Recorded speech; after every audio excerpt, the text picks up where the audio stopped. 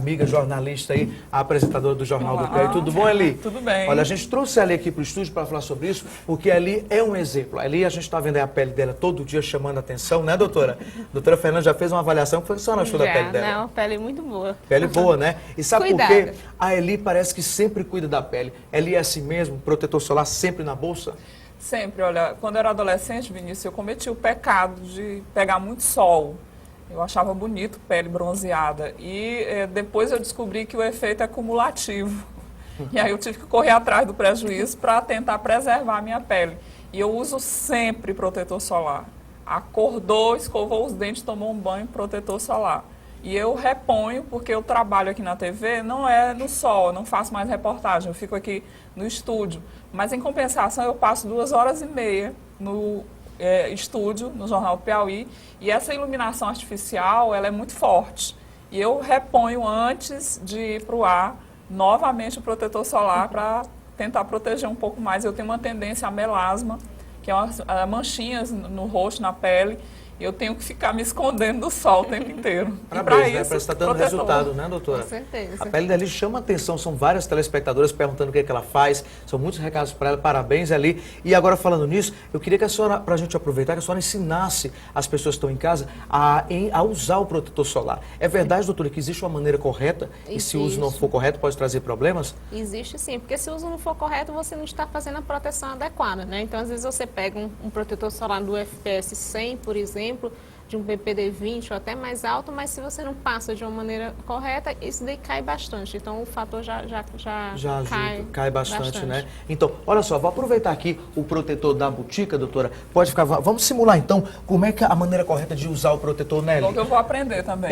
Pode ser que eu esteja fazendo errado. Doutora, a gente está vendo que a Eli, ela está maquiada. Isso. A primeira coisa é realmente limpar bem a pele para tirar todos os resíduos, né? Porque senão o protetor ele não consegue penetrar corretamente. Não é absorvido. Não é né? absorvido. Todo protetor solar, a grande maioria deles, o componente dele é um fator químico, né? É um filtro solar químico. Os filtros solares físicos, como, por exemplo, a Camila comentou, a questão do pó, às vezes aqueles protetores com cor de base, ou então aqueles protetores que na hora que você passa fica bem branco, aqueles têm uma proteção física. Eles você passa, você vê aquela coisa branca, aquela maquiagem, você vê que passou corretamente, porque ele vai agir bloqueando a radiação solar. Os protetores solares químicos, ele vai produzir essa proteção através de uma reação química. Então, ele precisa penetrar, ele precisa estar adequadamente na pele para poder produzir o seu efeito, né? Doutora, no caso da Eli, ela é como se ela já estivesse chegando em casa, ela já terminou o dia de trabalho, então ela chegou em casa, ela tem que limpar o rosto. Tem que limpar bem o rosto, de preferência com a loção de limpeza, né, maquilante, porque como ela usa maquiagem também por causa do estúdio e até por causa do melasma, no caso do melasma a gente recomenda protetor solares com cor de base também, né?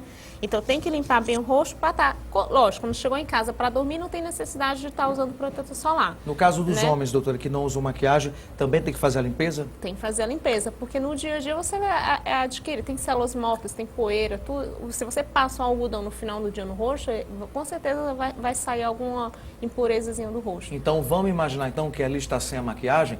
Qual é a maneira correta então, doutora? Aqui é um protetor solar gel extra seco, né? Que no caso da pele dela até seria indicado. Na questão quantidade do rosto, a gente recomenda como se fosse uma colher, então que é suficiente para distribuir. Esse daqui tem até a facilidade de espalhar pela consistência dele, né? Então, geralmente, eu recomendo o paciente colocar ou na mão, ou então a pessoa pode passar diretamente, porque eu não vou passar na maquiagem dela, né? Pode simular. A doutora ficou com pena de maquiar. Mas como toda a pele, como todos os cremes, você tem que passar de maneiras ascendentes, certo? Passa primeiro, geralmente eu gosto que o paciente comece a usar nessa região, então passa perto aqui no olho para poder ir espalhando dessa maneira ascendente. Depois nessa outra região, certo? Aqui seria já nesses movimentos ascendentes, de baixo para cima, doutor? De baixo para cima, até para ajudar a questão do anti-envelhecimento também, né? Aqui nessa região da boca já espalharia nessa região. O importante é a quantidade, é você espalhar de uma maneira bem homogênea. A maioria desses protetores solares hoje em dia, porque o que tem muita gente que fala é a questão da oleosidade, de ficar com medo e do receio de ficar branco, né? Hoje em dia existem muitas opções que não tem mais esse receio, né? Não lembrar de passar nessa região aqui do pescoço, porque a maioria das pessoas usam blusas que expõem essa região do colo. Então não é Passar no só o colo rosto. também, né? É passar nessa região do pescoço e descer nessa região do colo. A blusa, as roupas, elas servem como proteção física. Então não tem necessidade de você estar passando no corpo todo no dia a dia. Por exemplo, ela que trabalha no ambiente fechado, no ambiente de estúdio, não tem necessidade de estar reaplicando a cada 2 horas. A necessidade dela é maior por conta do melasma, então é interessante realmente ela repor antes de entrar por conta dessa luz visível. Então ela tem Ela queima também, né? ela queima e piora quem tem melasma, né? Então quem tem essas manchas. Então, E nas realmente, mãos, doutora? nas mãos também, porque até você dirigindo, você está exposto. É muito comum o paciente depois chegar cheio de manchas nessa região, né? Então nas mãos, aqui nas mãos já daria para passar, né? Você vê, ó, que você passando, ó, ele fica branco na região, certo? Mas depois que você espalha, Ele é absorvido. ele né? é absorvido. Então, às vezes a pessoa tem receio de ficar com esse aspecto branco e não quer passar uma quantidade suficiente, né? Então termina passando uma quantidade muito pouca. Nos dedos que é também, raro. doutora? Nos dedos? Eu termino passando até essas primeiras falanges aqui, ó. Aqui já Também é importante, é né? importante. Aqui já é mais difícil, você ver realmente, não tem tanta necessidade, não. Ali era assim que você usava no rosto, nas mãos? Nas mãos eu confesso que eu uso bem pouco. É mais o creme mesmo das mãos. Mas o maneira correta protetor do eu vou rosto. passar a usar. Mas você Com pode mais aproveitar frequência usar agora. cremes que contenham protetores solares. Hoje em dia tem uma gama muito grande, né? Então já dá para aproveitar você ir se cuidando e se tratando e se protegendo do sol. Olha só, o telespectador quer entrar na nossa conversa, ali fica aí. Vamos ver então qual é a próxima pergunta para a senhora. Vamos ver.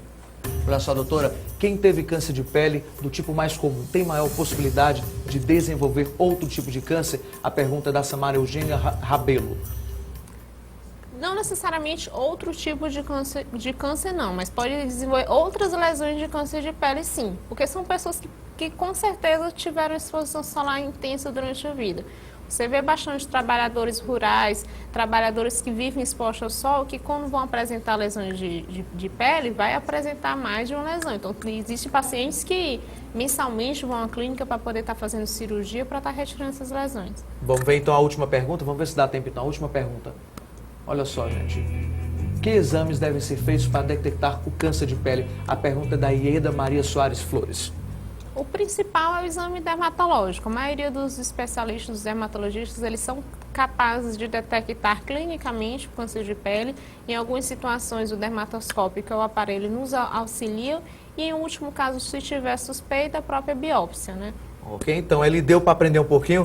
Deu, já tomei a lição aqui da proteção das mãos. Olha só, você que está em casa, a pele dali não é maquiagem, é de verdade, é assim mesmo, né, doutora? A doutora Fernanda é verdade. testemunha hoje, né? As pessoas comentam bastante, mas a pele dali não é nada mais do que prevenção e cuidado, viu? Eli, parabéns, obrigado pela participação no programa mais uma vez, tá bom? Parabéns à doutora. Obrigada. É sempre um prazer. Obrigado também, doutora. A gente espera a Obrigada. senhora novamente aqui no programa.